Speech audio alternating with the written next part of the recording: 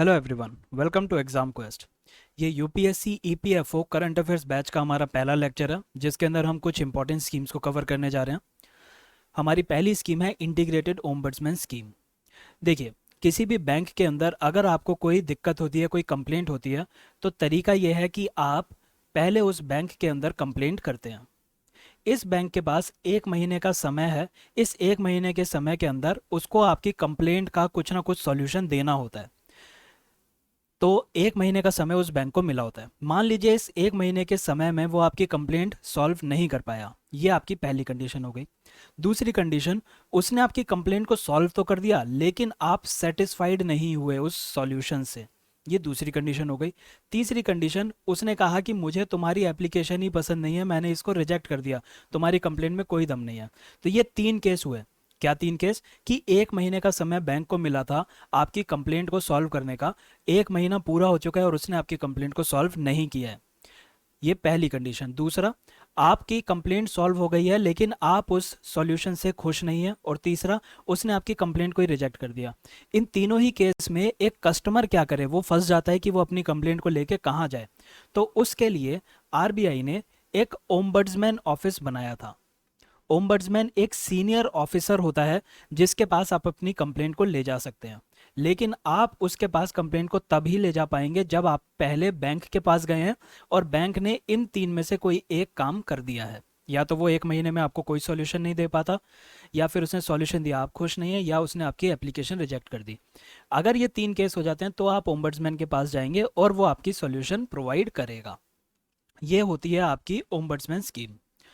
तो इससे पहले ये स्कीम सिर्फ बैंक्स के लिए हुआ करती थी, लेकिन कुछ साल पहले हमने इसके अंदर जोड़ दिया था नॉन बैंकिंग फाइनेंशियल कंपनीज को भी। और जो आपकी डिजिटल ट्रांजैक्शन होती हैं, उन डिजिटल ट्रांजैक्शन से रिलेटेड कंप्लेंट्स हैं, तो उसे भी आप ओम्बड्समैन के पास ले जा सकते हैं। तो सिचुएशन ये हो गई थी कि 3 तरह के ओम्बड्समैन थे। पहला ओम्बड्समैन बैंकिंग का, दूसरा एनबीएफसी का और तीसरा डिजिटल ट्रांजैक्शन का। इस इंटीग्रेटेड स्कीम से इंटीग्रेट किया जा रहा है, इन तीनों को मिलाया जा रहा है। तो ये तीनों ओम्बड्समैन को एक सिंगल हेड में कर दिया जाएगा। तो अब अगर आपको कंप्लेंट करनी है तो आपको ये नहीं देखना होगा कि मेरी बैंक की कंप्लेंट है तो मैं अलग ओम्बड्समैन के पास जाऊं, डिजिटल ट्रांजैक्शन की तो कहीं और जाऊं। आप सीधा इस सेंट्रलाइज्ड उसके मैकेनिज्म के पास जा सकते हैं और अपनी कंप्लेंट यहाँ पे फाइल कर सकते हैं। पर शर्त अभी भी वही है कि पहले आपको बैंक के पास जाना है, बैंक को मौका देना है कि वो आपकी कंप्लेंट सॉल्व कर दे, उसके बाद ही आप जा सकते हैं। अब आपको अपने एग्जाम के लिए क्या क्या याद रखना है? एग्जाम के लिए आप ये याद रखेंगे कि पहले बैंक के पास जाना ज़रूरी है। दूसरा, आप याद रखेंगे कि किन किन के ऊपर ये ओम्बड्समैन, किन किन चीज़ों के लिए ओम्बड्समैन बनाया हुआ है। तो तीनों बने हुए हैं, बैंक्स, एनबीएफसीज और आपका तीसरा डिजिटल ट्रांजैक्शन। तो आपके हो सकता है पेपर में आ जाए कि ombudsman scheme does not cover digital transactions, तो वो गलत स्टेटमेंट हो जाएगी। अब वो इनको भी कवर करता है। फिर क्वेश्चन में क्या क्या आ सकता है उनको जल्दी जल्दी देख सकते हैं कि ओम्बड्समैन को कौन अपॉइंट करता है। तो आरबीआई अपॉइंट करता है। और किस एक्ट के अंदर अपॉइंट किया जाता है? इसको अपॉइंट किया जाता है बैंकिंग रेगुलेशन एक्ट 1949 के अंडर, और जो सेक्शन है वो है 35A। पहली बार ओम्बड्समैन कब से बनाना चालू किया था? तो वो था 1995 से। याद रखने के लिए आप ऐसे याद रखेंगे कि 1991 के अंदर इंडिया लिबरलाइज हुआ था, प्राइवेटाइजेशन हुई थी और ग्लोबलाइजेशन, ये 3 चीज़ें इंडिया के अंदर आई थी। तो बैंकिंग सेक्टर के अंदर बहुत सारे प्राइवेट प्लेयर्स भी आ गए थे, तो उनकी भी कंप्लेंट होती थी। ऊपर से लोग सरकारी बैंक से थोड़े से परेशान थे कि उनकी कंप्लेंट्स को कोई नहीं सुनता। तो 1991 के बाद जो रिफॉर्म्स आए, उन्हीं रिफॉर्म्स का एक पार्ट बना है 1995 का ओम्बड्समैन स्कीम। ये इससे बैंकिंग के अंदर रिफॉर्म लाने की कोशिश की गई थी। कंप्लेंट्स आप एक बार इसको रीड कर सकते हैं। क्या है कि आपकी पेमेंट में डिले हो रही है या पेमेंट हो ही नहीं रही है, या फिर आपके जो नोट्स थे आप वहाँ पे जमा कराने गए हो बैंक में और उसने लेने से मना कर दिया, या फिर जब आप बैंक में जमा कराने गए हो तो वो कमीशन ले रहा है कि अगर तुम्हें जमा कराना है उसकी कमीशन है, या कोई और कोई अनड्यू चार्जेस आपसे ले रहा है। आप इसको ऐसे याद रख सकते हैं। रेमिटांसेस नहीं हो पा रही हैं टाइम से, या फिर बैंकिंग का कोई एक टाइम बना हुआ था कि इतने से 9 बजे से 2 बजे तक काम करेंगे, फिर लंच है, फिर काम करेंगे, और वो जो है आप इस टाइम पे गए हैं लेकिन वो इस टाइम पे भी काम नहीं कर रहा है, इस टाइम पे गए इस टाइम पे भी काम नहीं कर रहा, आप उसकी भी कंप्लेंट कर सकते हैं। तो ये ढेर सारी चीज़ें हैं, ऑलमोस्ट सारी तरह की कंप्लेंट जो है बैंकिंग से रिलेटेड, आप पहले बैंक में करेंगे फिर ओम्बड्समैन के पास जाएंगे। ये मैंने आपको तरीका समझा दिया कि कब अप्लाई कर सकते हैं। कि अगर आपको कोई भी रिप्लाई नहीं मिला है 1 महीने के अंदर तो आप कंप्लेंट कर दीजिए, या फिर बैंक ने आपकी कंप्लेंट को रिजेक्ट कर दिया तो आप ओम्बड्समैन के पास जा सकते हैं, या फिर आप उसके रिप्लाई से खुश नहीं हैं तो ओम्बड्समैन के पास जा सकते हैं। लेकिन पहले आपको बैंक के पास जाना ही पड़ेगा, वरना ओम्बड्समैन आपकी ग्रीवांसेस को नहीं सुनेगा। सबसे इंपॉर्टेंट चीज, ओम्बड्समैन कोई भी आपसे फीस चार्ज नहीं कर सकता। तो ये 3 चीजों को कवर करता है बैंकिंग। बैंकिंग के अंदर किन किन को कवर कर रहा है? सारे के सारे शेड्यूल्ड कमर्शियल बैंक्स को, रीजनल रूरल बैंक्स को और प्राइमरी कोऑपरेटिव बैंक्स को। फिर एनबीएफसीज को कवर करता है ये, और डिजिटल ट्रांजैक्शंस को ये कवर करता है। 22 ऑफिस हैं ओम्बड्समैन के, इतना आपको याद रखना है। नए फ्रेमवर्क के अंदर मैं आपको ऑलरेडी बता चुका हूँ, इसमें ज़्यादा याद रखने का नहीं है, एक बार आप पढ़ लीजिएगा कि जो बैंकिंग, एनबीएफसी और डिजिटल ट्रांजैक्शन के 3 सेपरेट ओम्बड्समैन थे, अब उनको एक सेंट्रलाइज सिस्टम में एक सिंगल ओम्बड्समैन बना दिया जाएगा। तो ये one nation one ombudsman approach follow करता है। एक सेंट्रलाइज रेफरेंस पॉइंट है जहाँ पे आप फ्री ऑफ कॉस्ट अपनी कंप्लेंट्स रजिस्टर करा सकते हैं। इसकी भी कोई भी चार्ज नहीं होगा, फ्री ऑफ कॉस्ट है ये। एक अभी जो मैंने आपको तरीका बताया कि आप बैंक के पास जाते हैं, बैंक के पास जाते हैं और फिर बैंक को 1 महीने का समय मिलता है जिसमें वो सॉल्व करे या फिर रिजेक्ट करे। ठीक है, तो आप बैंक के पास गए। 2018 में आरबीआई ने क्या कहा कि जो भी बैंक हैं जिनकी ब्रांचेस 10 से ज़्यादा हैं, किसी भी बैंक की 10 से ज़्यादा ब्रांचेस हैं, तो आरबीआई ने कहा ऐसी हर बैंक को अपने ऑफिस के अंदर एक इंटरनल ओम्बड्समैन बनाना पड़ेगा। देखिए अभी यहाँ तक जो हम देख रहे थे, यहाँ पे ओम्बड्समैन को कौन अपॉइंट कर रहा था? आरबीआई अपॉइंट कर रहा था। मैंने आपको ये इंपॉर्टेंट पॉइंट याद रखने के लिए कहा है कि आरबीआई ओम्बड्समैन को अपॉइंट करता था बैंकिंग के लिए, एनबीएफसी के लिए और डिजिटल ट्रांजैक्शन के लिए। अब सिंगल ओम्बड्समैन होगा। ये 22 ऑफिस से काम कर रहे थे। ठीक है, ये आरबीआई अपॉइंट करता है। लेकिन 2018 में आरबीआई ने कहा था कि जिन भी बैंक की 10 से ज़्यादा ब्रांच है, वो बैंक अपना अंदरूनी एक इंटरनल ओम्बड्समैन को भी अपॉइंट करेगा। ये कौन अपॉइंट कर रहा है? इनको बैंक ही अपॉइंट कर रहे हैं। और इस ओम्बड्समैन का काम क्या होगा कि पब्लिक जब बैंक में कंप्लेंट करता है तो ये वाला जो इंटरनल ओम्बड्समैन है वो सुनेगा। तो तरीका क्या हो गया? मान लीजिए कोई 10 ब्रांचेस से ज़्यादा वाला बैंक है, तो उस केस में क्या होगा तरीका? आपको कोई कंप्लेंट है तो आप उस बैंक के इंटरनल ओम्बड्समैन के पास जाएंगे, कंप्लेंट रजिस्टर कराएंगे। 1 महीने का समय है। अगर उसने उसमें नहीं आपकी कंप्लेंट को सुना तो आप ओम्बड्समैन के पास जा सकते हैं, जिसको किसने अपॉइंट किया है? आरबीआई ने अपॉइंट किया है। 1 महीने के समय में उसने आपको जवाब नहीं दिया, ओम्बड्समैन के पास चले गए। उसने आपको सॉल्यूशन दिया, आपको जवाब दिया, लेकिन आप उससे खुश नहीं है तो आप ओम्बड्समैन के पास चले गए।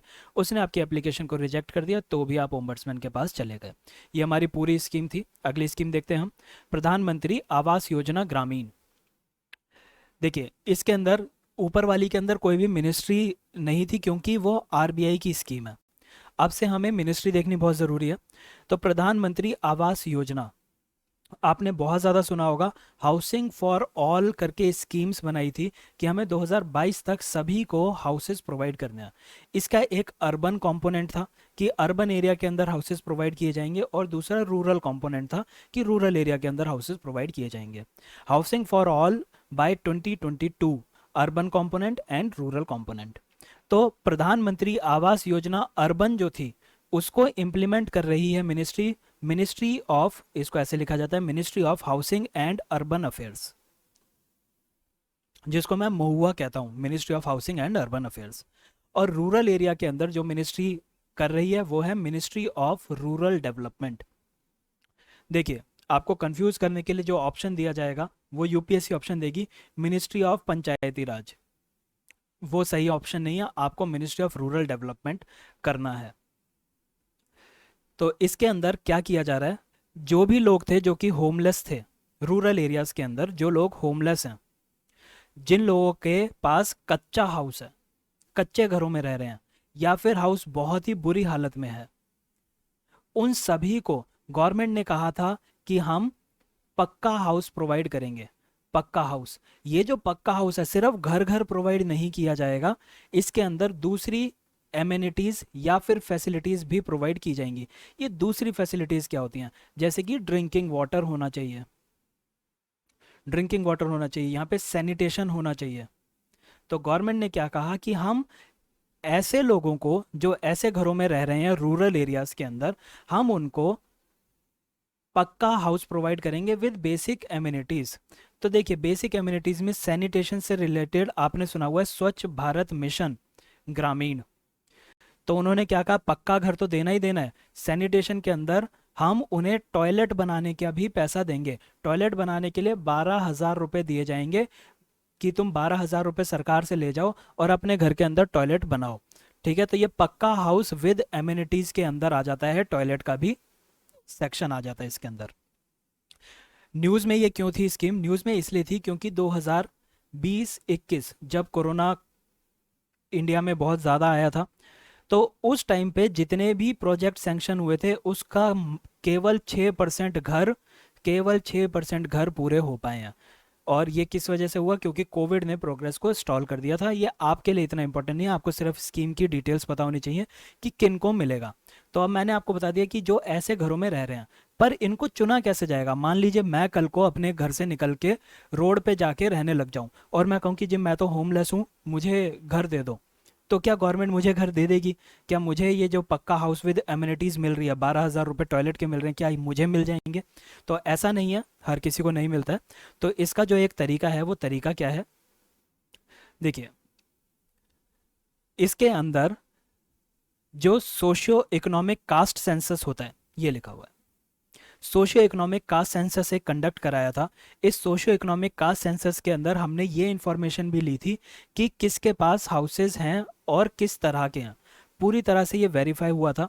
तो इन्होंने एक लिस्ट बनाई थी, उस लिस्ट के अंदर एक सेक्शन था हाउसिंग डेप्रीवेशन का, कि कौन कौन से लोग जो जो घर से डिप्राइव्ड हैं, जिनके पास घर नहीं है, उनका एक लिस्ट बनी हुई थी, कुछ क्राइटेरिया बने हुए थे।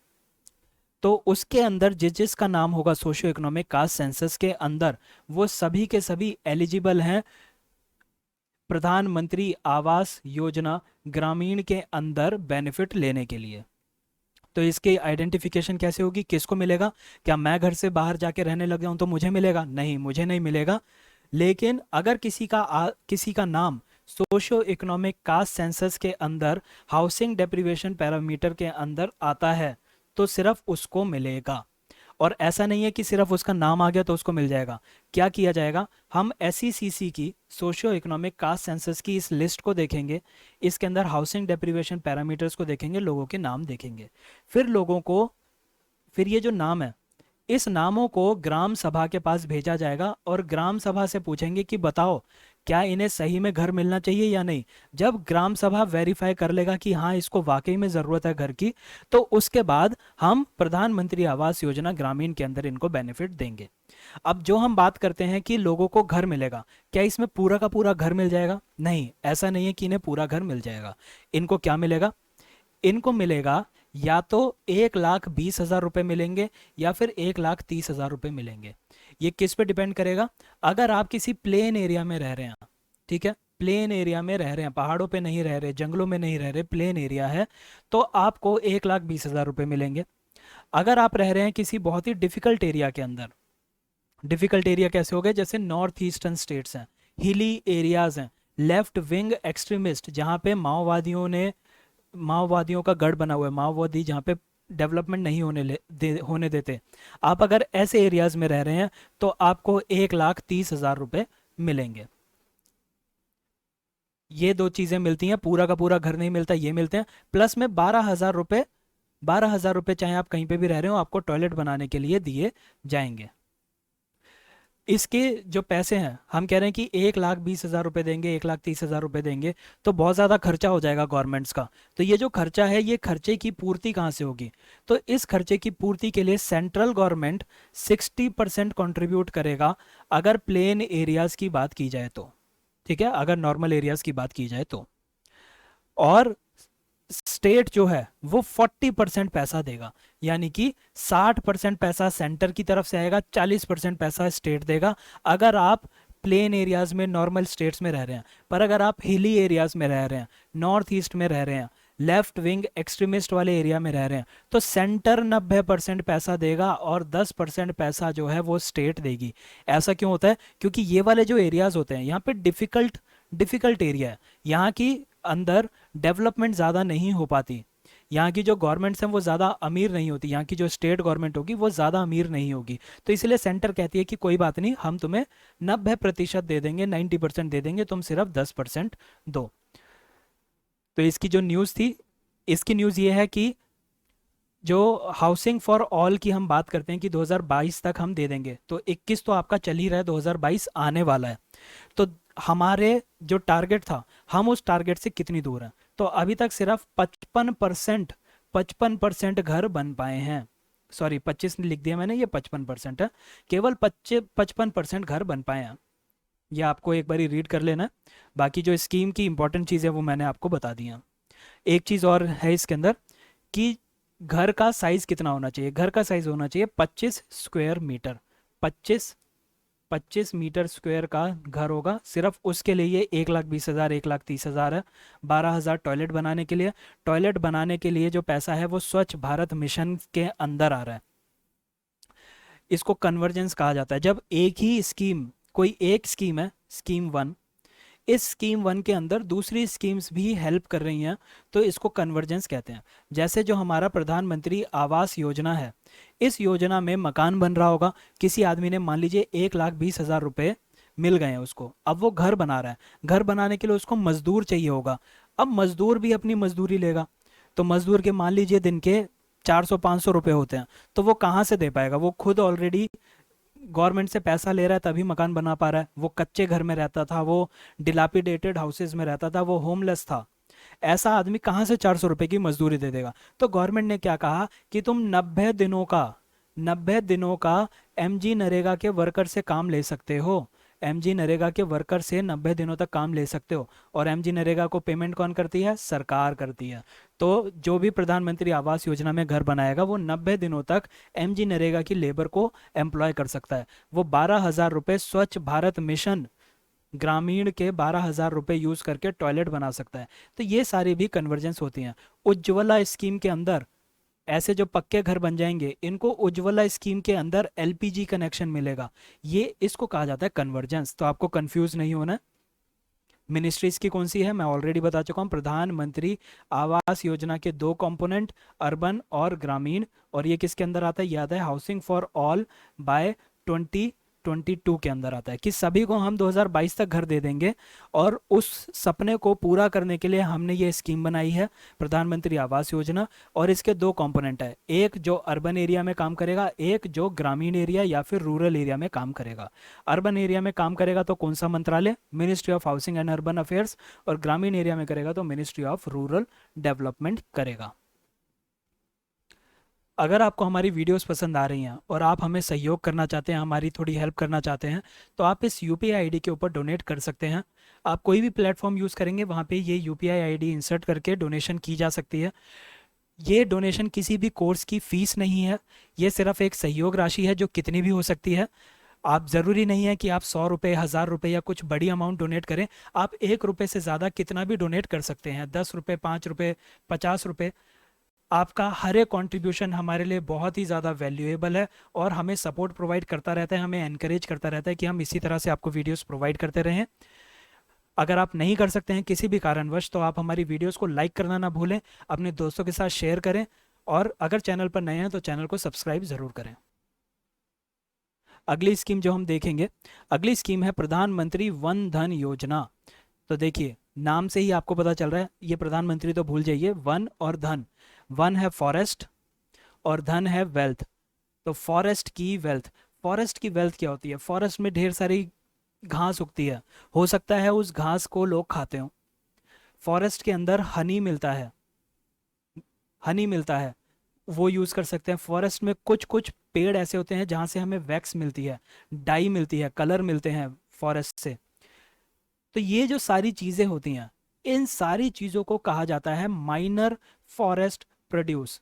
इसके अंदर आपने एक चीज़ ध्यान रखी होगी, मैं ये नहीं कह रहा हूँ कि पेड़ होता है, पेड़ को ही टहनी को काट के इस टहनी को बेचा जा सकता है, नहीं, ये माइनर फॉरेस्ट प्रोड्यूस नहीं आता। इसको कहते हैं टिम्बर प्रोड्यूस।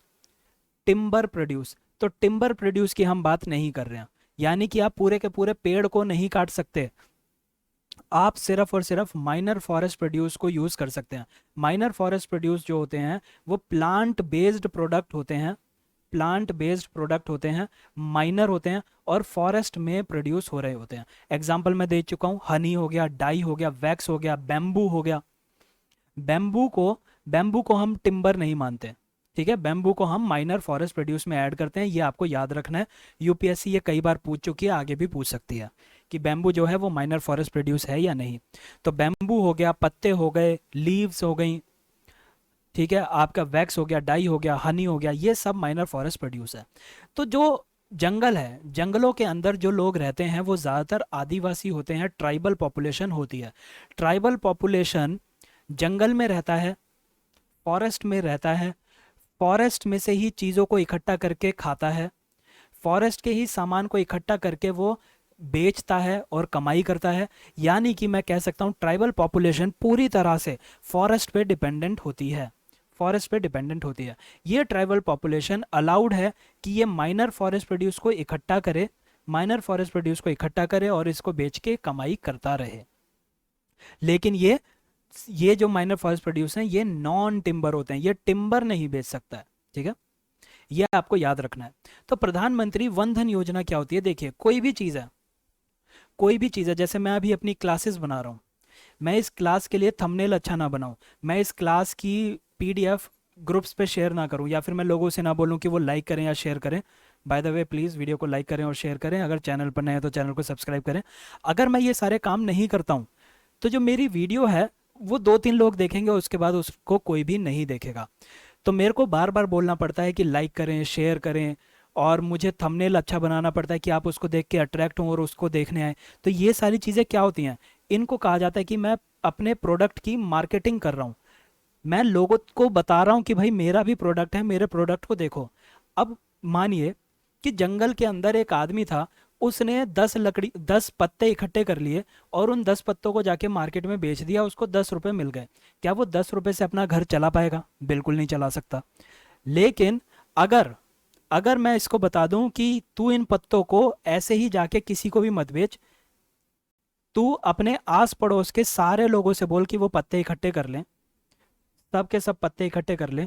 तूने 10 इकट्ठे किए, तेरे पड़ोसी ने 10 इकट्ठे किए, उसने 10 इकट्ठे किए और उसके पड़ोसी ने 10 इकट्ठे किए, तुम्हारे पास 40-50 पत्ते हो गए। अब इन पत्तों को ले जाके एक इंडस्ट्री वाले को बेच दे, वो इंडस्ट्री वाला इन पत्तों से हो सकता है पेपर प्लेट्स बना दे, सॉरी पेपर प्लेट्स नहीं, जो डिस्पोजेबल प्लेट्स आ रही हैं आज की डेट में वो प्लेट्स बना दे। तुम्हें यहाँ पे 10 पत्ते बेच के 10 रुपए मिल रहे थे, लेकिन इंडस्ट्री वाला तुम्हारे पत्ते खरीदने के लिए हो सकता है तुम्हें 15 रुपए दे दे, हो सकता है तुम्हें 20 रुपए दे दे। ये काम हो सकता है, पर ये कब होगा? जब मैं तुम्हें ये बताऊंगा तुम कहाँ पे बेच सकते हो, ठीक है। दूसरा चीज मैं क्या कर सकता हूँ, मैं कह सकता हूँ कि भाई ट्राइबल, तूने शहद इकट्ठा कर लिया, अब एक काम कर, इस शहद को तू अपने सर पे रख के मार्केट में बेचने जाता है, तेरे को उसके 100 रुपए मिल जाते हैं 1 किलो शहद के। एक काम कर, तू बोतलें खरीद के ला कहीं से, उस बोतल के अंदर इस शहद को भर, इसकी अच्छे से पैकेजिंग कर ले, और मैं इसके ऊपर तेरा स्टिकर लगा दूंगा और लिख दूंगा ट्राइब्स इंडिया। स्टिकर लगा के मैंने लिख दिया ट्राइब्स इंडिया। और अब तू इस शहद को अमेजोन पे बेच, तू इस शहद को किसी भी बड़ी मार्केट में बेच। तेरे को जो 100 रुपए मिल रहे थे, खुला शहद बेच रहा है, खुला शहद सर पे रख के तू आवाज लगाता हुआ बेच रहा है कि शहद ले लो, 100 रुपए किलो शहद ले लो। इससे अच्छा तू पैकेजिंग अच्छी कर दे और इसको अमेजोन पे या फिर बड़े बड़े मार्केट में या फिर किसी इंडस्ट्री को बेच, तेरे को 100 रुपए की जगह हो सकता है 250 रुपए मिल जाए। तो ये जो चीज़ें होती हैं, इसको जो पैकेजिंग उसने कर दी, ये उसने ट्राइब्स इंडिया का लोगो लगा दिया, उसने मेरे से गवर्नमेंट से सर्टिफिकेशन ले ली कि मेरा शहद अच्छा है, ऑर्गेनिक शहद है। ये सारी चीज़ों को मार्केटिंग कहा जाता है, ये सारी चीज़ों को वैल्यू एडिशन कहा जाता है। शहद के ऊपर ये वैल्यू ऐड हुई है, ठीक है, वैल्यू क्या ऐड हुई है। आप खुला शहद लेते हुए हिचकिचाएंगे, आपको लगेगा कि हो सकता है शहद खराब हो, लेकिन अगर उसके ऊपर ठप्पा लगा हुआ है ट्राइब्स इंडिया का, उसके ऊपर गवर्नमेंट की मोहर लगी हुई है कि ये शहद अच्छा है, तो आप उसको तुरंत खरीद लेंगे और महंगा भी खरीदने को तैयार हो जाएंगे। तो इससे क्या होता है, इससे ये जो ट्राइबल पॉपुलेशन है, ट्राइबल पॉपुलेशन की इनकम इंक्रीज होती है। फिर ऐसे ही कुछ लोग जो ट्राइब के अंदर शहद इकट्ठा कर रहे होंगे, कुछ अच्छे लोग हैं जो कि ज़्यादा शहद इकट्ठा कर रहे हैं। मान लीजिए 4 लोग 10-10 किलो शहद इकट्ठा करके 40 किलो शहद इकट्ठा कर लेते हैं दिन का। तो इन्होंने क्या करना चालू कर दिया कि हमें ये पता चल गया कि पैकेजिंग करके बेचेंगे ज़्यादा मिलेगा। तो ये 4 लोग आ गए, अपना 10-10 किलो शहद लेके आ गए, 40 किलो शहद हुआ। इन्होंने एक इंडस्ट्री ही ओपन कर ली। इस इंडस्ट्री के अंदर वो उसको अच्छे से पैकेजिंग करके अच्छे से बेचने लगे। तो क्या हो गया, ये ट्राइबल पॉपुलेशन जो सर पे शहद का मटका रख के 100 रुपए किलो शहद बेच रही थी, वो आज की डेट में बिजनेसमैन बन चुकी है। बिजनेसमैन बन चुकी है। वो क्या बन चुकी है, एंटरप्रेन्योर बन चुकी है। तो ये जो है, ये स्कीम यही काम करती है। ये स्कीम क्या काम करती है, ये ट्राइबल पॉपुलेशन की लिवलीहुड को इम्प्रूव करती है। ये ट्राइबल पॉपुलेशन को एंटरप्रेन्योर बनने में हेल्प करती है। और ये काम कैसे होता है, अब हम इसको देख लेते हैं जल्दी से। जो इसके पीछे समझने का था, अब आप इसको नहीं भूलेंगे कि वन धन क्या होता है। तो सबसे पहले तो स्कीम, ट्राइबल की स्कीम्स याद कर लीजिए आज ही। ट्राइबल्स की ज़्यादातर स्कीम जो है वो मिनिस्ट्री ऑफ ट्राइबल अफेयर्स के अंदर आती है। आपको कंफ्यूज करने के लिए मिनिस्ट्री ऑफ कॉमर्स दिया जाएगा। क्यों, क्योंकि इसके अंदर वेल्थ आ गया। लेकिन आपको कंफ्यूज नहीं होना है, आपको मिनिस्ट्री ऑफ ट्राइबल अफेयर्स याद रखनी है। ठीक है, किस लिए बनी है ये स्कीम, लिवलीहुड जनरेशन के लिए बनी है, मिनिस्ट्री ऑफ ट्राइबल अफेयर्स के अंदर बनी है। और ये किसके साथ काम कर रही है, ये ट्राइफेड के साथ काम कर रही है। ठीक है, ये ट्राइबल्स के लिए एक फेडरेशन बनी हुई है। इसका ये ट्राइफेड, ये एक ऑर्गेनाइजेशन है जो कि खुद इस मंत्रालय के अंदर काम करती है। यानी कि एक मंत्रालय था, इस मंत्रालय ने एक ऑर्गेनाइजेशन बनाई हुई है जिसका नाम है ट्राइफेड। ट्राइफेड का काम क्या होता है, ट्राइफेड ट्राइबल पॉपुलेशन को मार्केटिंग फैसिलिटी प्रोवाइड करता है। ट्राइफेड ट्राइबल पॉपुलेशन के लिए रिसर्च एंड डेवलपमेंट करता है, इनकी इंटेलेक्चुअल प्रॉपर्टी को प्रोटेक्ट करने की कोशिश करता है। ट्राइफेड जो ट्राइबल पॉपुलेशन है उनकी स्किल्स इंप्रूव करने के लिए हेल्प करता है। तो ट्राइफेड के ये सारे काम होते हैं। किस मिनिस्ट्री के अंदर आता है, मोटा के अंदर आता है, मिनिस्ट्री ऑफ ट्राइबल अफेयर्स के अंदर आता है। तो हम क्या चाहते हैं, हम चाहते हैं, देखिए फॉरेस्ट के अंदर जो ट्राइब्स रह रहे हैं उसको हर एक चीज़ पता होती है कि ये जो फ्लावर है, इस फ्लावर से मैं कैसे एक्सट्रैक्ट करूं कि मेरे को लाल कलर मिल जाए। उस लाल कलर को मैं बेच सकता हूं, फिर बच्चे जो हैं उससे ड्राइंग बना सकते हैं। इनको पता होता है कि अगर ये कोई पत्ती है, इस पत्ती से कोई आयुर्वेदिक दवा बन सकती है, तो मैं इस पत्ती को इकट्ठा करके बाहर बेच सकता हूँ। तो ट्राइबल पॉपुलेशन के पास क्या होती है, ट्रेडिशनल नॉलेज होती है। ट्रेडिशनल नॉलेज होती है इनके पास। लेकिन इनके पास क्या नहीं होता, इनके पास टेक्नोलॉजी नहीं होती। तो अगर हम इन दोनों चीज़ों को जोड़ दें तो उससे इनकी लिवलीहुड इंप्रूव हो जाएगी। और ये काम कौन कर रहा है, वन धन योजना कर रही है। इसके अंदर क्या किया जाता है, इसके अंदर हम 15 से 20 लोगों का, 15 से 20 ट्राइबल लोगों का एक ग्रुप बना देते हैं। उस ग्रुप को कहा जाता है वन धन सेल्फ हेल्प ग्रुप। क्या कहते हैं हम उसको, वन धन सेल्फ हेल्प ग्रुप। ये वन धन सेल्फ हेल्प ग्रुप जो है 15 से 20 मेंबर के होते हैं। ये अपना अपना कुछ काम करते रहेंगे। ठीक है, ये मतलब मिलके एक काम करेंगे। मान लीजिए 15 से 20 लोग शहद इकट्ठा कर रहे हैं। ठीक है, तो ये एक काम करेंगे, ऐसे एक ग्रुप बनाए, ऐसे ही दूसरा बना होगा, तीसरा बना होगा। तो ऐसे ही वन धन सेल्फ हेल्प ग्रुप के 15 ग्रुपों को हम इकट्ठा कर देते हैं। 15 ग्रुपों को इकट्ठा कर देते हैं तो कितने मेंबर हो जाते हैं, 20 इंटू 15, 300 मेंबर। तो 300 मेंबर का हम एक दूसरी चीज बना देते हैं, और उस दूसरी चीज यानी कि एक दूसरा लार्ज ग्रुप बना देते हैं, एक बड़ा ग्रुप बना देते हैं। और इस बड़े ग्रुप को क्या कहते हैं, बड़े ग्रुप को हम कहते हैं वन धन विकास केंद्रास। विकास केंद्रास। तो क्या हो गया, एक वन धन विकास केंद्र के अंदर 300 मेंबर हैं, और ये अंदर ही अंदर टूटे हुए हैं 15 वन धन सेल्फ हेल्प ग्रुप्स के बीच में। ठीक है, इनका काम क्या है, जो मैंने आपको ऊपर बताया कि सारी चीज़ें इकट्ठी करेंगे। तो उससे देखिए मेरे पास 10 पेंसिल है, क्या मैं इस 10 पेंसिल के पीछे बाजार से एक बक्सा लेके आऊं, उस बक्से के अंदर इस पेंसिल को डालूं, उस बक्से के ऊपर अपना लोगो लगाऊं और फिर उसकी मार्केटिंग करूं, क्या इसकी कोई सेंस बनती है, नहीं। पर अगर मेरे पास 1 लाख पेंसिल होती तो मैं अगर ये काम करता तो उसकी सेंस बनती। तो ये यही हो रहा है कि एक आदमी अगर शहद इकट्ठा कर रहा है तो उससे कुछ नहीं हो पाएगा। तो हमने क्या कहा कि भाई 15 से 20 लोग एक एरिया के ग्रुप बना लो, सेल्फ हेल्प ग्रुप। फिर तुम सबके सब एक बड़ा ग्रुप बनाओ, जिस बड़े ग्रुप का नाम होगा विकास केंद्रास, और फिर हम तुम्हें मार्केटिंग फैसिलिटी प्रोवाइड करेंगे, हम तुम्हें टेक्नोलॉजी प्रोवाइड करेंगे, हम तुम्हारे शहद पे वैल्यू एडिशन करेंगे ताकि वो महंगे में बेच सको। तुम इस तरह से भी इसको देख सकते हो कि अगर तुम मार्केट के अंदर गन्ना खरीदो तो गन्ना 5 रुपए का मिल जाता है, पर उसी गन्ने को अगर कोई आदमी मशीन में डाल के जूस बना देता है तो वो इसी 5 रुपए के गन्ने को 10 रुपए का बेचता है। फिर वही आदमी अगर एक दुकान खोल ले, दुकान के अंदर तुम्हें एसी में बिठा के पिलाए, तो वो इसके 100 रुपए ले लेता है। तो ये क्या हो रहा है, ये वैल्यू ऐड हो रही है। तो ऐसे ही ये जो विकास केंद्रास हैं ये हेल्प करेंगे कि हम अपने ग्रुप्स के अंदर वैल्यू एडिशन करें ताकि हमारा जो ट्राइबल प्रोडक्ट है वो ज़्यादा अच्छे से बिक सके। तो आपको इसके अंदर जो जो याद रखना था मैं ऑलरेडी बता चुका हूँ। आपको सिर्फ वन धन सेल्फ हेल्प ग्रुप्स को याद रखना है, वन धन विकास केंद्रास को याद करना है, और कितने कितने मेंबर हैं अप्रोक्स याद रखने हैं। ठीक है, किस मिनिस्ट्री के अंदर आता है, ministry of tribal affairs. TRIFED के बारे में बात कर चुके हैं, ये एक ऑर्गेनाइजेशन है जो कि मोटा के अंदर काम करती है। तो आपने सुना होगा बहुत सारे प्रोडक्ट्स होते हैं, प्रोडक्ट्स के ऊपर आपने देखा होगा एक लोगो लगा होता है ट्राइब्स इंडिया का। तो जो ट्राइफेड है वो ट्राइबल पॉपुलेशन के प्रोडक्ट को ले लेती है और उनकी मार्केटिंग करती है। तो अब हम क्या करने वाले हैं, हम वन धन योजना के थ्रू ट्राइबल पॉपुलेशन को ही बिजनेसमैन बनाने की कोशिश कर रहे हैं, एंटरप्रेन्योर बनाने की कोशिश कर रहे हैं। ट्राइफेड की मेन एक्टिविटीज आप देख सकते हैं यहाँ से कि ये मार्केटिंग प्रोवाइड करता है, माइनर फॉरेस्ट प्रोड्यूस की मार्केटिंग करता है, लोगों की यानी कि ट्राइबल पॉपुलेशन की स्किल्स बनाता है। कुछ कुछ शेड्यूल्ड ट्राइब के बहुत ही अच्छे अच्छे आर्टिस्ट होते हैं, उनकी स्किल को इम्प्रूव करता है, उनके प्रोडक्ट्स को बेचने की बात करता है। वन धन योजना के अंदर हम माइनर फॉरेस्ट प्रोड्यूस के ऊपर मिनिमम सपोर्ट प्राइस भी प्रोवाइड करने वाले हैं। माइनर फॉरेस्ट प्रोड्यूस के बारे में बता चुका हूँ, ये नॉन टिम्बर होता है, फॉरेस्ट प्रोड्यूस होता है, प्लांट ओरिजिन का होता है, जैसे कि bamboo, cane, fodder, leaves, gums, waxes, honey, wild fruits. इसमें कहीं पे भी आपको ट्री नहीं दिख रहा होगा, यानी आप पेड़ काट के नहीं बेच सकते। क्यों? क्योंकि सिर्फ और सिर्फ नॉन टिम्बर वाला ही चलेगा। ये बस एक ऐसे ही फैक्ट है, आप इसको रीड कर लें, इसको याद रखने की ज़्यादा आपको ज़रूरत नहीं है। अगला जो हम कर रहे हैं वो कुछ कुछ सिमिलर है पूरा पिछली स्कीम के जैसा। देखिए, वन धन योजना में मैंने आपको क्या बताया कि ढेर सारे लोग इकट्ठे होकर एक ग्रुप बना लेते हैं, सेल्फ हेल्प ग्रुप, वन धन सेल्फ हेल्प ग्रुप।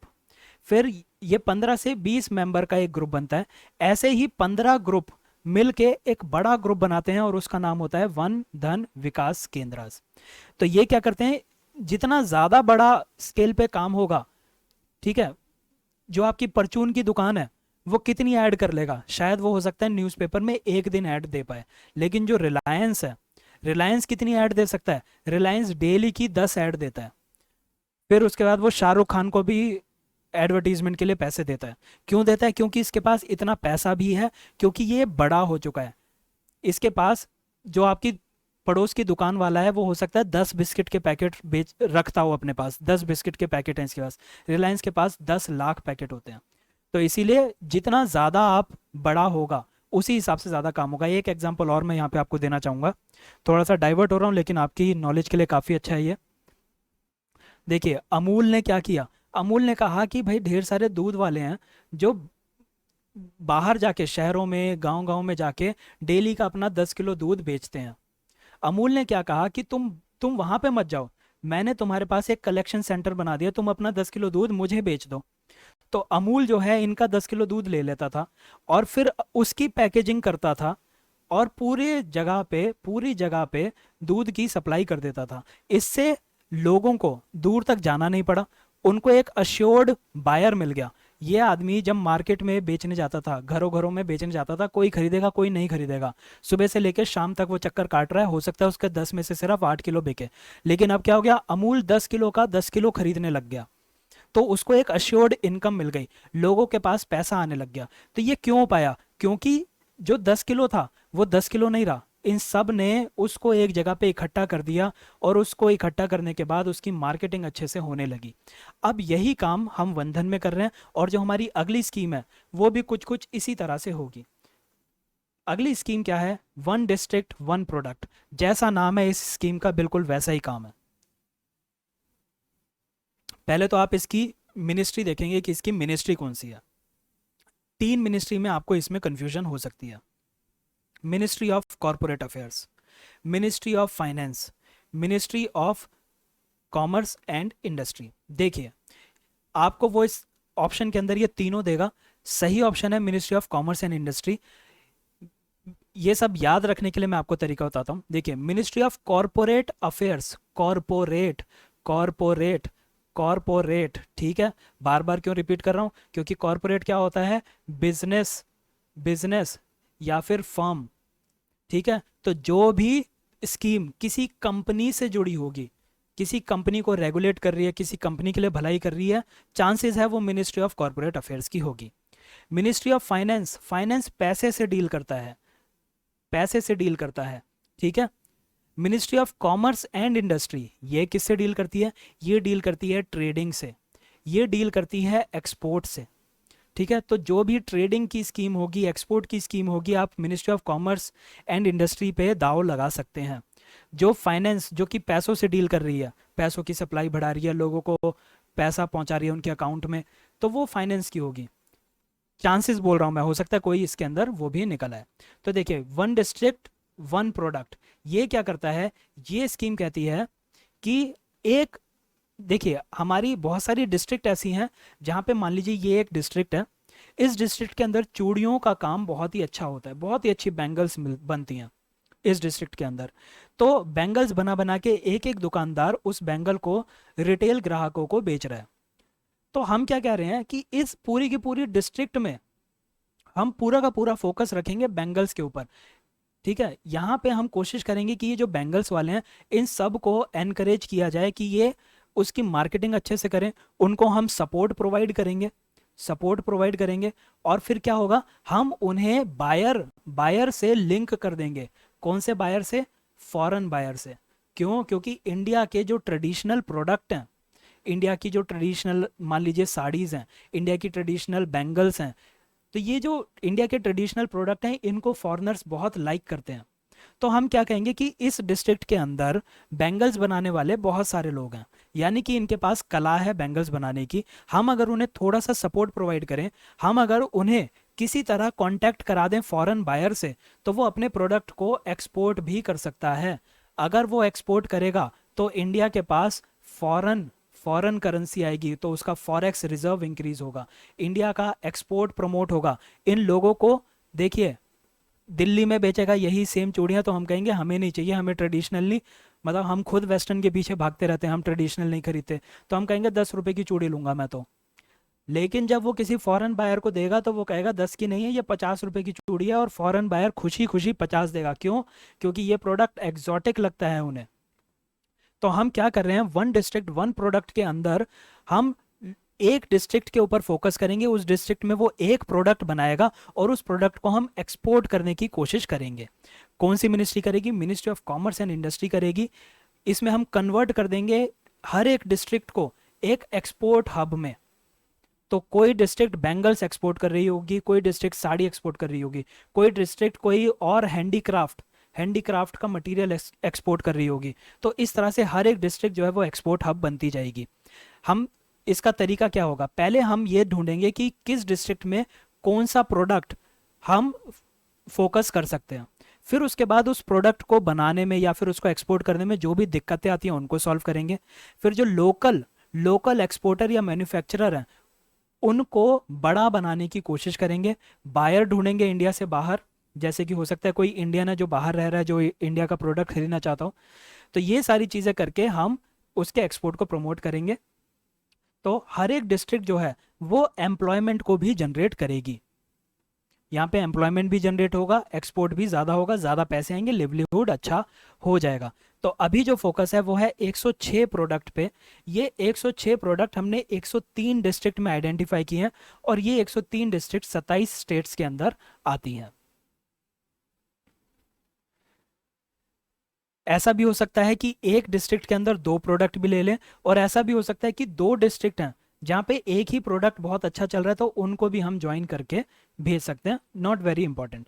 तो इससे क्या होगा, इससे हमारा जो लोकल प्रोडक्ट है, डिस्ट्रिक्ट का लोकल प्रोडक्ट जो है वो उसकी इम्पोर्टेंस इंक्रीज होगी, हमारी लोकल इम्पोर्टेंस इंक्रीज होगी, लोकल मैन्युफैक्चरिंग इंप्रूव होगी। और डिस्ट्रिक्ट के अंदर अभी क्या होता है, नौकरी के लिए लोग शहर भागते हैं, लेकिन अगर हर डिस्ट्रिक्ट के अंदर मैन्युफैक्चरिंग यूनिट बन गई तो वो उसी डिस्ट्रिक्ट के अंदर काम करता रहेगा, उसको शहर भागने की जरूरत नहीं होगी। ये हमारे आत्मनिर्भर भारत का एक पार्ट है। सुधार गृह, सुधार गृह आप याद करेंगे, यह है ministry of women and child development की। किसको सुधार कर रहे हैं, अगर आपने सिर्फ ये याद कर लिया तो मिनिस्ट्री आपको इसकी अपने आप याद हो जाएगी। सुधार किया जा रहा है विमेन विक्टिम्स का, विमेन विक्टिम्स का। मान लीजिए कोई विमेन थी, कोई औरत थी जिनको ट्रैफिकिंग की गई थी, अब उनको रेस्क्यू कर लिया गया। ये विमेन विक्टिम हो चुकी है, हो सकता है इनके घर वाले इनको ना अपना रहे हो कि ट्रैफिकिंग हो गई थी, या फिर ये भी हो सकता है बचपन में ट्रैफिकिंग हुई थी, इन्हें पता ही नहीं है इनका घर कौन सा है। तो उनको रहने की जगह चाहिए, उनको खाना चाहिए, उनको उनको साइकोलॉजिकल काउंसलिंग की ज़रूरत है, इमोशनल सपोर्ट चाहिए, ये सारी चीज़ें चाहिए होती हैं। तो इन सारी चीज़ों के लिए हम क्या करेंगे, उनको घर प्रोवाइड करेंगे, और उन घरों को कहा जाएगा सुधार गृह। यहाँ पे उन्हें खाना भी मिलेगा, इमोशनल सपोर्ट भी मिलेगा, उनके ऊपर मेहनत की जाएगी ताकि वो अपने आप को सस्टेन करने के लिए नौकरी भी ढूंढ सकें। तो ये किस किस के लिए है, ऐसी वुमेन जिनकी ट्रैफिकिंग हो गई है, ऐसी वुमेन जिनके यहाँ पे डोमेस्टिक अब्यूज़ होता है, उनके घर वाले उनके साथ मारपीट करते हैं तो वो घर से भाग गई हैं, ऐसी वुमेन जिनको किसी वजह से जेल जाना पड़ा था, प्रिजनर थी, अब वो सुधर गई हैं और अपनी लाइफ को नए सिरे से शुरू करना चाहती हैं। तो ऐसी औरतों को भी समाज आसानी से एक्सेप्ट नहीं करता है।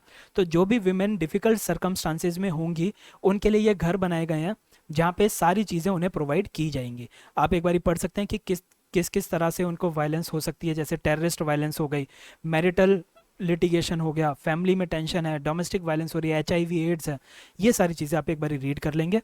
तो हर डिस्ट्रिक्ट के अंदर ये रेजिडेंशियल अकोमोडेशन प्रोवाइड करनी होगी। क्या याद रखना है कि ये टेम्पररी रेजिडेंशियल अकोमोडेशन है, जब तक कि ये जो विक्टिम्स हैं ये अपने पैरों पे खड़ा होकर अपना खुद का घर ना ढूंढ ले, तब तक उनको रेजिडेंशियल अकोमोडेशन प्रोवाइड करेंगे। यहाँ पे उन्हें शेल्टर के साथ साथ खाना, कपड़े, मेडिकल ट्रीटमेंट सब कुछ मिलेगा, इमोशनल सपोर्ट मिलेगा। हो सकता है कुछ औरतें केसेस लड़ रही हों तो उनको लीगल असिस्टेंस और गाइडेंस भी यहाँ पे प्रोवाइड की जाएगी। ठीक है, इकोनॉमिकली और इमोशनली भी रिहेबिलिटेट करेंगे, सपोर्ट सिस्टम मिलेगा ताकि वो अपनी ज़िंदगी को शुरू से शुरू कर सकें।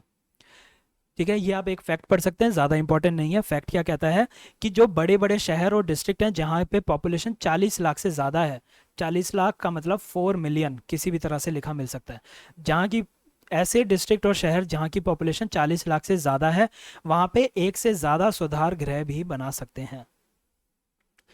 ये 2016 में स्टार्ट किया था। तो ये बेसिकली क्या था, हमने एक अम्ब्रेला स्कीम बनाई थी, protection and empowerment of women, PU के नाम से आप इसको याद रख सकते हैं, protection and empowerment of women. उसी का ही एक कंपोनेंट है सुधार गृह। किसके अंदर आता है ये, ministry of women and child development के अंदर आता है। इसके पैसे कहाँ से आते हैं ये आपको याद रखना होता है, जहाँ पे भी फंडिंग दिखे वो आप याद रखेंगे। फंडिंग क्या है, सेंटर और स्टेट आपस में 60:40 की रेशियो में फंडिंग करते हैं। जो डिफिकल्ट स्टेट्स हैं वहां पे 90 और 10 की होती है। अगली स्कीम भी विमेन से जुड़ी हुई है, ये स्कीम है जननी सुरक्षा योजना। देखिए हमारा एक नेशनल हेल्थ मिशन चल रहा है, इस नेशनल हेल्थ मिशन के अंदर ये एक स्कीम आती है जननी सुरक्षा योजना। आप नाम को एक बारी देखिए और इसको याद कीजिए, जननी यानी कि मदर, मदर को बचाना है, मदर की सुरक्षा करनी है। मदर की सुरक्षा, मदर को खतरा किस चीज़ से है, मदर की डिलीवरी हो रही है, मदर प्रेग्नेंट थी, मतलब प्रेग्नेंट लेडी है कोई, जिसको मैं PG लिख रहा हूँ, प्रेग्नेंट लेडी है, इनकी डिलीवरी का टाइम आ गया लेकिन इनके पास पैसे नहीं थे, जिसकी वजह से ये हॉस्पिटल नहीं गई। तो अगर इनकी डिलीवरी में कोई कॉम्प्लिकेशन आती है तो इनको हेल्थ रिस्क हो सकता है, इनकी जान तक जा सकती है। तो ऐसी चीज़ों की वजह से इनकी जान ना जाए, उसके लिए हम क्या कोशिश करते हैं, हमारी कोशिश रहती है कि जो प्रेग्नेंट विमेन है वो हॉस्पिटल में जाके डिलीवरी करें। इसको कहा जाता है इंस्टीट्यूशनलाइज्ड डिलीवरी। तो जननी सुरक्षा योजना के अंदर हम कैश प्रोवाइड करते हैं प्रेग्नेंट वुमेन को ताकि वो इंस्टीट्यूशनल डिलीवरी करे, घर पे डिलीवरी को ज़्यादा तवज्जो ना दें। अगर किसी वजह से घर पे डिलीवरी करनी पड़े तो भी तुम अच्छा खा पी सको, उसके लिए 500 रुपये आपको प्रोवाइड किए जाते हैं, ताकि आप अपनी हेल्थ के लिए अगर कोई दवाई मंगानी है दवाई मंगा सकें, अच्छा खाना हो तो खा सकें। 500 रुपये अगर होम डिलीवरी हो रही है तो, वरना कैश असिस्टेंस है अगर आप हॉस्पिटल में जाके इंस्टीट्यूशनलाइज डिलीवरी कर रहे हो तो। कौन से मंत्रालय के अंदर आता है? देखिए, आपको जितनी भी विमेन से रिलेटेड स्कीम्स आएंगी, दो ही मिनिस्ट्री के बीच में आपको कंफ्यूजन होगा। पहली मिनिस्ट्री होगी ministry of women and child development, और दूसरी मिनिस्ट्री होगी हेल्थ एंड फैमिली वेलफेयर। ज़्यादातर ज़्यादातर विमेन की स्कीम्स आप यहाँ से कर सकते हैं, विमेन एंड चाइल्ड डेवलपमेंट से। लेकिन जननी सुरक्षा योजना जो है ये हेल्थ एंड फैमिली वेलफेयर की होती है। किसकी होती है? हेल्थ एंड फैमिली वेलफेयर की होती है। ये आपको याद रखना है, ये इसीलिए मैंने आपको यहीं पे लिख दिया। तो नेशनल हेल्थ मिशन, अगर हम बात करेंगे नेशनल हेल्थ मिशन की, तो ये किस मंत्रालय में आएगा? देखिए, नेशनल हेल्थ मिशन हेल्थ से जुड़ा है, ministry of health and family welfare. और उससे ऊपर हमने देखा था protection and empowerment of women, ये किस मंत्रालय का था? ये था ministry of women and child development. Janani Suraksha Yojana के अंदर एक और चीज़ जो आप याद रखेंगे वो होता है आशा वर्कर्स के बारे में। देखिए, गांव की अगर हम बात करें तो गांव में विमेन की हेल्थ के ऊपर काफ़ी निगलेक्ट होता है। विमेन की हेल्थ को ऐसे माना जाता है कि अरे हाँ ठीक हो जाएंगी, ज़्यादा डॉक्टर्स को नहीं दिखाया जाता। साथ ही विमेन जो है वो हिचकिचाती हैं अगर मेल डॉक्टर हो उस मेल डॉक्टर से बात करने में। तो क्या किया जाता है? आशा वर्कर्स बनाई जाती हैं। ये फीमेल्स होती हैं जो लोकल एरिया में रह रही होती हैं, इनका उस लोकल एरिया की महिलाओं के साथ अच्छा बोलना चालना होता है। ये आशा वर्कर्स इन कम्युनिटी, ये जो कम्युनिटी है यानी कि जो विमेन है, जो गांव के अंदर लोग रह रहे हैं, इस कम्युनिटी और हेल्थ सिस्टम के बीच में एक इंटरमीडिएट का काम करती हैं। जैसे कि आप इसको एक तरह का कॉल सेंटर मान लीजिए। आपको अगर रिलायंस से कोई दिक्कत होती है तो आप कॉल सेंटर पे फ़ोन करते हैं और वो आपके लिए सर्विस बुक कर देता है। सेम आशा वर्कर्स हैं। आशा वर्कर्स आपके अंदर, औरतों के अंदर अवेयरनेस जनरेट करती हैं। फैमिली प्लानिंग एक ऐसा सब्जेक्ट है जिसके बारे में बात करना टैबू माना जाता है कि आप कॉन्डम्स यूज़ कीजिए, आप बर्थ कंट्रोल पिल्स यूज़ कीजिए ताकि बच्चों के बीच में गैप रहे। तो गांव के अंदर ये बातें नहीं कर पाते। इसीलिए क्या किया गया, हमने लोकल विमेन को आशा वर्कर्स बना दिया, क्योंकि एक विमेन दूसरी विमेन से अच्छे से बात कर सकती है, उनको अवेयर कर सकती है, उनको बता सकती है दो बच्चों के बीच में गैप होना चाहिए। तो ये आशा वर्कर्स जो हैं ये जननी सुरक्षा योजना के अंदर काम करती हैं। अगर आशा वर्कर किसी फीमेल को एनकरेज करती है कि वो हॉस्पिटल में जाके डिलीवरी करे तो आशा वर्कर को भी उसके पैसे मिलते हैं। तो इसको कहा जाता है परफॉर्मेंस बेस्ड इंसेंटिव, यानी कि अगर तुम ज़्यादा लोगों को एनकरेज करोगे इंस्टीट्यूशनलाइज डिलीवरी के लिए तो आपको ज़्यादा पैसे मिलेंगे। ये आपको याद रखना है। किस मंत्रालय के अंदर आता है, किस चीज़ के लिए? इंस्टीट्यूशनलाइज डिलीवरी, ये आपको याद रखना है। कैश असिस्टेंस प्रोवाइड की जाती है डिलीवरी के टाइम भी और डिलीवरी के बाद भी असिस्टेंस मिलती है। इसमें स्पेशल फोकस है लो परफॉर्मिंग स्टेट्स पे। लो परफॉर्मिंग स्टेट्स कौन सी हैं? ऐसी स्टेट जहां पे केवल 25% या उससे भी कम महिलाएं इंस्टीट्यूशनलाइज डिलीवरी कर रही हैं, यानी कि 75% जो डिलीवरी हो रही है वो घर पे ही करा रहे हैं। ऐसी जो स्टेट्स हैं उनके ऊपर ज़्यादा फोकस किया गया है। अगर कोई BPL, below poverty line pregnant women होती है जो घर पे डिलीवरी कर देती है तो उनको 500 रुपीज़ पर डिलीवरी मिलता है।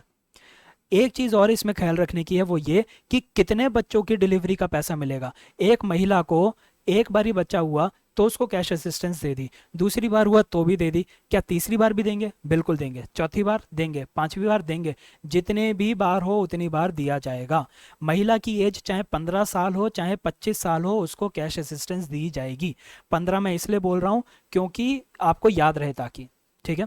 18 नहीं है, 15 है, 15 भी नहीं है, मतलब किसी भी एज की फीमेल हो सकती है। अगर वो प्रेग्नेंट है और वो इंस्टीट्यूशनल डिलीवरी के लिए जाती है तो उनको पैसा मिलता है, ठीक है? ये लो परफॉर्मिंग स्टेट्स जो हैं मैंने उनकी एक लिस्ट आपको दे रखी है, आप इसको देख सकते हैं। अगर किसी फीमेल की सी सेक्शन हो रही है, ठीक है, नॉर्मल डिलीवरी नहीं है, सिजेरियन से हो रही है, तो उसके अंदर प्राइवेट स्पेशलिस्ट को हायर किया जाता है और उनसे कराई जाती है। तो भले ही आप गवर्नमेंट हॉस्पिटल के अंदर हैं पर अगर आपका सी सेक्शन हो रहा है तो वो प्राइवेट हॉस्पिटल की भी फैसिलिटी को अवेल कर सकते हैं। इसके बाद हम ये किसान क्रेडिट कार्ड स्कीम के पहले ये वाली स्कीम देखेंगे। स्कीम का नाम है प्रधानमंत्री मातृ वंदना योजना। इसको हम क्यों देख रहे हैं? क्योंकि ये स्कीम आती है ministry of women and child development के अंदर। प्रधानमंत्री मातृ वंदना, मातृ से आप मदर ले लीजिए, वंदना से आप प्रेयर ले लीजिए, ठीक है। याद रखने के लिए प्रधानमंत्री मातृ वंदना योजना, इसके अंदर मदर्स को कई बार क्या होता है, डिलीवरी के टाइम पे अपनी नौकरियां छोड़नी पड़ जाती है, छुट्टियां लेनी पड़ जाती है, हो सकता है कि उन्हें इस गैप पीरियड में कोई भी पैसे ना मिल रहे हो, पहली चीज़, ठीक है।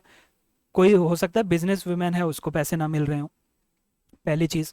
दूसरा, यहाँ पे न्यूट्रिशन के लिए पैसों की ज़रूरत होती है, तो अगर विमेन ज़्यादा वेल टू डू नहीं है तो वो बादाम कैसे खाए, वो घी वाला खाना कैसे खाए, जो कि ज़्यादातर बोला जाता है कि घी वाला खाना खाएं, बादाम खाएं, अच्छी डाइट लें, प्रोटीन रिच डाइट लें। तो ये जो चीज़ें हैं वो नहीं कर पाते। तो हम क्या कर रहे हैं, हम मातृ माँ की प्रेयर कर रहे हैं। और प्रेयर का सबसे अच्छा वो क्या होता है तरीका, उनकी हेल्थ का ख्याल रखना। उनकी हेल्थ का तब ख्याल रखा जाएगा जब उनको प्रॉपर न्यूट्रिशन मिलेगा। उनकी अगर नौकरी नहीं रहती तो उस टाइम पर उनको थोड़ा सा पैसा मिल जाए, उनको कुछ बेनिफिट मिल जाए। ये सारी चीज़ें हम उनकी प्रेयर के पार्ट में लेके आ रहे हैं। याद रखने के लिए बता रहा हूँ, इसका और कुछ लेना देना नहीं है। तो किस मंत्रालय के अंदर आएगा? Ministry of women and child development के अंदर। मातृ वंदना है तो मैटरनिटी बेनिफिट होगा ये किन किन के लिए है? इसके अंदर कितने रुपए मिलते हैं पहले ये देख लीजिए। इसके अंदर हम 5,000 रुपये देते हैं, ठीक है। प्रेग्नेंट वुमेन को 5,000 रुपये देते हैं, लेकिन एक ही बारी में 5,000 रुपये नहीं दे देते। इनको हम 3 इंस्टॉलमेंट में देते हैं।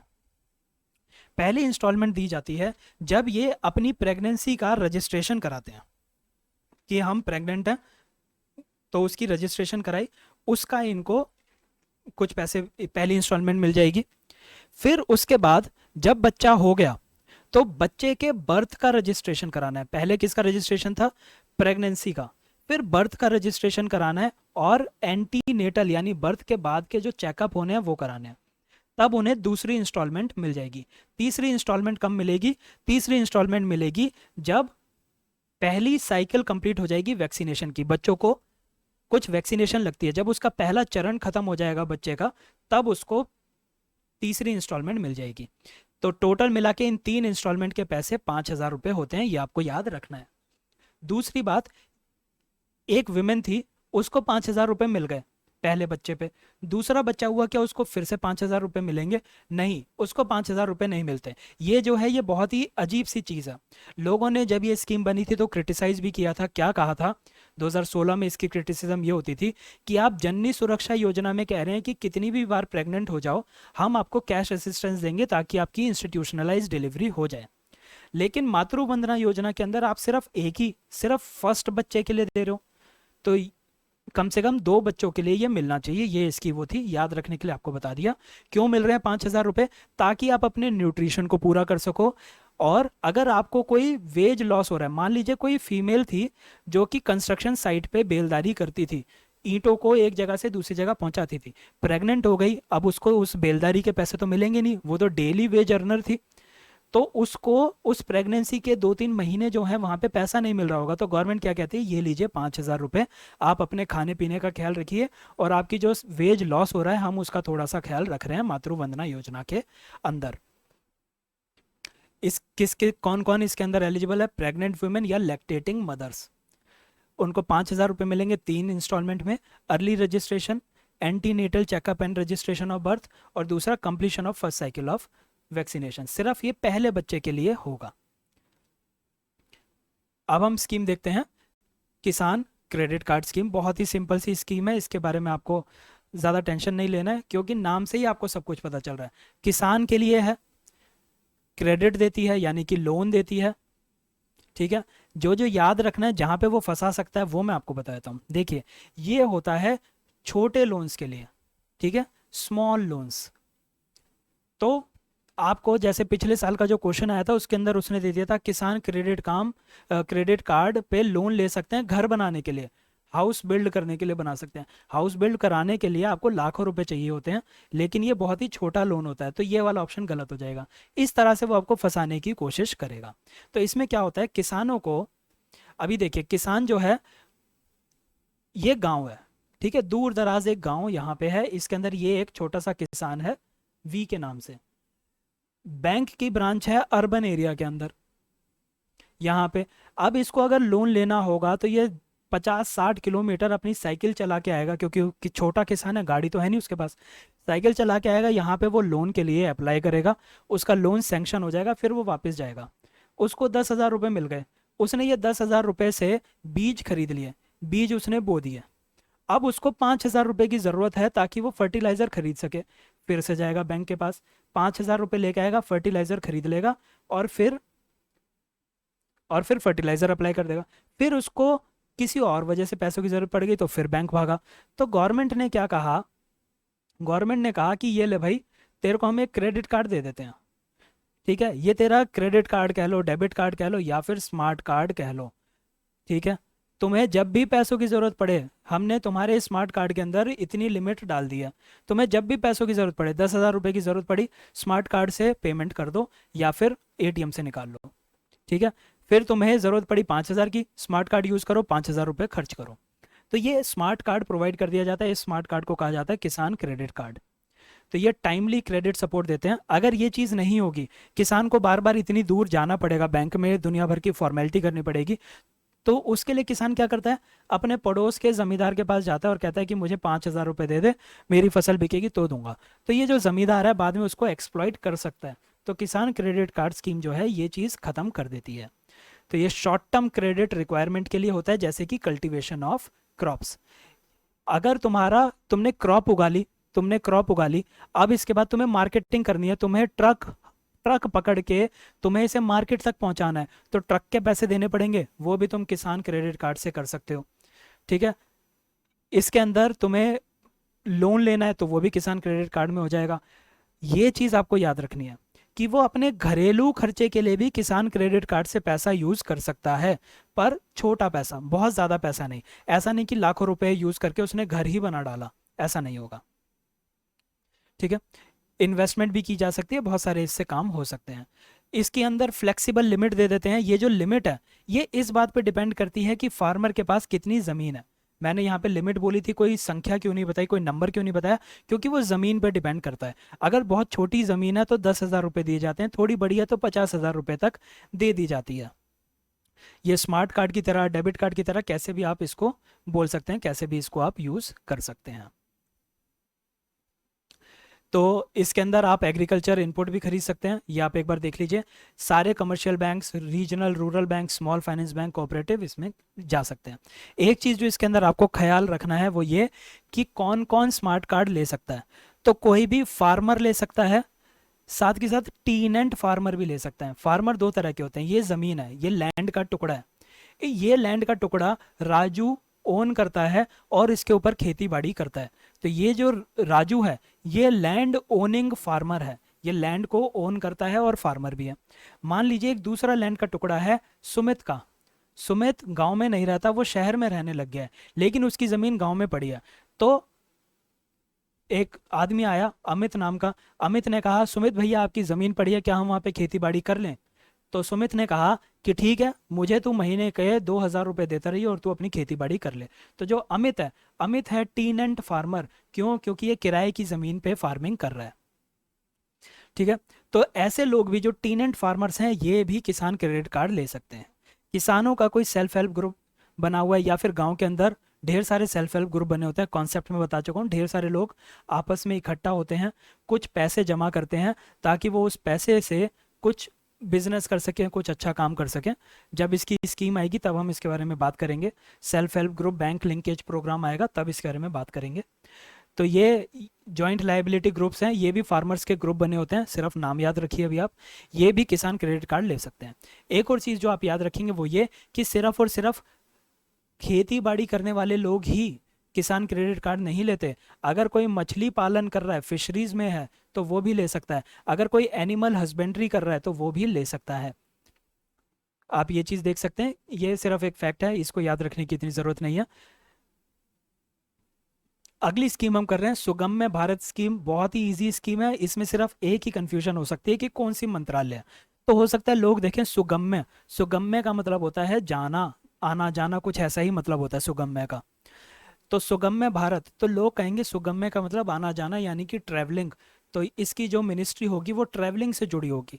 ऐसा नहीं है, ये जो मिनिस्ट्री है ये ट्रैवलिंग से नहीं जुड़ी हुई, ये जुड़ी हुई है सोशल जस्टिस से, सामाजिक न्याय से जुड़ी हुई है। किस तरह से, मान लीजिए कोई दिव्यांग है, कोई फिजिकली डिसेबल्ड लोग हैं, आप खुद ही इमेजिन करिए एक आदमी है जो वॉक नहीं कर सकता, उसको किसी गवर्नमेंट बिल्डिंग में जाना है, लेकिन उस गवर्नमेंट बिल्डिंग में लगी हुई हैं सीढ़ियाँ, तो वो अपनी व्हील चेयर तक गवर्नमेंट बिल्डिंग तक तो पहुंच जाएगा, लेकिन सीढ़ियाँ कैसे चढ़ेगा व्हील चेयर से, उसको किसी आदमी की सहायता की ज़रूरत होगी। तो मैं कह सकता हूँ कि ये जो दिव्यांग पर्सन है जो कि वॉक नहीं कर पा रहे हैं, ये इस गवर्नमेंट बिल्डिंग को एक्सेस नहीं कर पा रहे हैं, इस गवर्नमेंट बिल्डिंग में जाना सुगम्य नहीं है, आसान नहीं है, आसानी से नहीं जा पा रहे हैं वो इस बिल्डिंग में। तो accessible India campaign social justice का है, सामाजिक न्याय का है। हमें ऐसे दिव्यांगों को समाज में न्याय देने की ज़रूरत है। क्यों ऐसा कहा जाता है, ऐसा माना जाता है कि कोई भी आदमी अपनी फिजिकल डिसेबिलिटी की वजह से, अपनी फिजिकल कैरेक्टरिस्टिक्स की वजह से डिसेबल नहीं है। हो सकता है किसी आदमी के हाथ ना हो, लेकिन उसका दिमाग बहुत अच्छा हो और वो दिमाग से बहुत अच्छा काम कर सके, ठीक है। तो हम ये नहीं कह सकते कि सिर्फ उसका फिजिकल कैरेक्टर उसकी डिसेबिलिटी को डिफाइन करता है। ये जो सोसाइटी है, सोसाइटी उसको डिसेबल बना देती है। कैसे? उसको पूरी जिंदगी बोलते रहेंगे कि तेरे हाथ नहीं है, तू अच्छा काम नहीं कर सकता, तू तो सिर्फ भीख मांग सकता है। उसको यहीं पे डिसेबल कर दिया, ये सोसाइटी की वजह से डिसेबिलिटी आई है।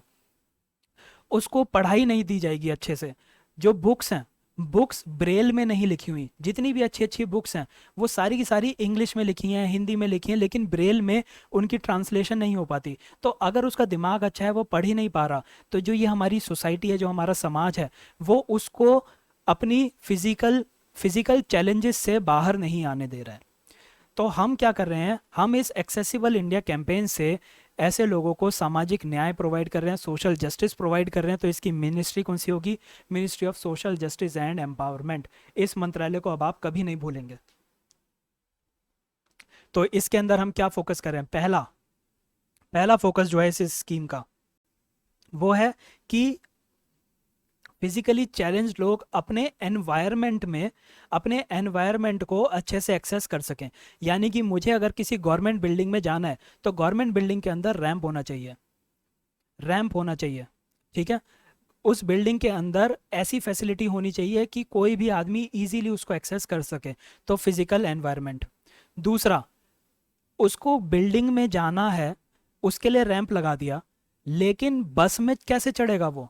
बस जो है वो इतनी ऊंची होती थी पहले, हाई राइज वाली बसेस होती थी, उसमें वो नहीं चढ़ पाता था, इसलिए अब लो फ्लोर बसेस आई हैं और भी काफ़ी फीचर्स हुए हैं। तो इसमें क्या कर रहे हैं, ट्रांसपोर्ट उनके लिए सुगम्य बनाना है, ट्रांसपोर्ट को इजीली एक्सेसिबल बनाना है। और तीसरी चीज़ हम क्या कर रहे हैं, हम टेक्नोलॉजी का यूज़ कर रहे हैं, इंफॉर्मेशन एंड कम्युनिकेशन टेक्नोलॉजी का यूज़ कर रहे हैं, ताकि वो इजीली देख सके। आप देखिए, किसी कोई आदमी टी शर्ट खरीद रहा है, एक एग्जांपल ले लेते हैं, ठीक है। ये टी शर्ट उसकी है, वो टी शर्ट खरीदने के लिए गया है, टी शर्ट पे प्राइस टैग लिखा हुआ है, प्राइस टैग ब्रेल में नहीं हो सकता, ठीक है। अब वो उसको छू के बता नहीं पा रहा है कि इस पे कितना प्राइस है, वो उससे कितनी बार्गेनिंग करे, कितना करे। अगर हम इंफॉर्मेशन कम्युनिकेशन टेक्नोलॉजी का यूज़ करें, तो वो एक फ़ोटो खींचेगा और ये प्राइस टैग उसको बता देगा कि इसके ऊपर 10 रुपये लिखे हुए हैं। तो आईसीटी को यूज़ करेंगे, ट्रांसपोर्ट को सुगम बनाएंगे, फिजिकल एनवायरनमेंट को सुगम बनाएंगे। तो देखिए हम क्या कर रहे हैं, एनवायरनमेंट एक्सेसिबिलिटी बना रहे हैं, इसके अंदर हम फिजिकल एनवायरनमेंट सबके लिए एक्सेसिबल कर रहे हैं, जो भी ऑब्स्टेकल आती हैं, रुकावटें आती हैं, उनको दूर कर रहे हैं।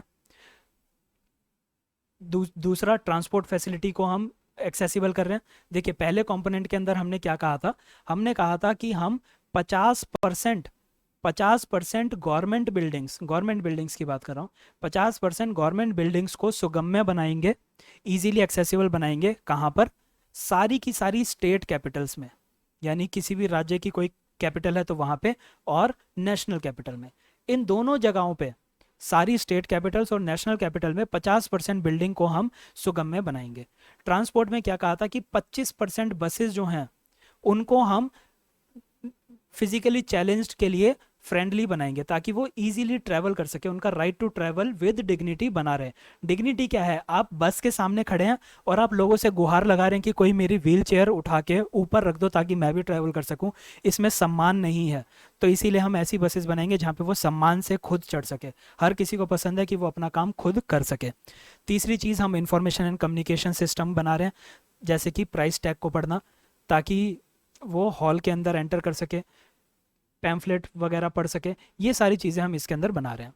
ऑब्जेक्टिव क्या है कि सोशल मॉडल ऑफ डिसेबिलिटी, जो मैंने कहा कि कोई भी फिजिकली चैलेंज्ड है सिर्फ उस वजह से डिसेबल नहीं है। देखिए, चैलेंज होता है रुकावटें, डिसेबल होता है कि वो काम करने में असमर्थ है। रुकावट और असमर्थ दोनों में अंतर है। तो उसके फिजिकली चैलेंज होने की वजह से रुकावटें ज़रूर हैं, लेकिन इसका मतलब ये नहीं है कि वो काम करने में असमर्थ है। ठीक है, ये जो असमर्थता आती है वो सोसाइटी उसके ऊपर थोपती है, तो हमें उसको हटाना है, उसके लिए हमने ये किया है।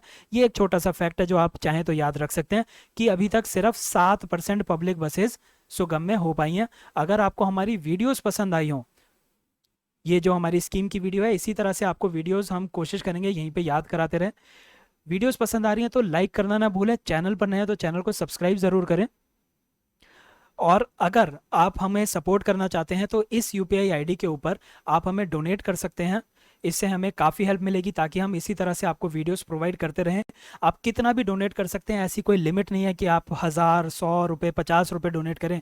आप 1 रुपये से ज़्यादा कितना भी कर सकते हैं, 1 रुपये, 10 रुपये, 5 रुपये, हर एक हेल्प हमारे लिए बहुत ही ज़्यादा बहुमूल्य है, बहुत ही वैल्यूएबल है।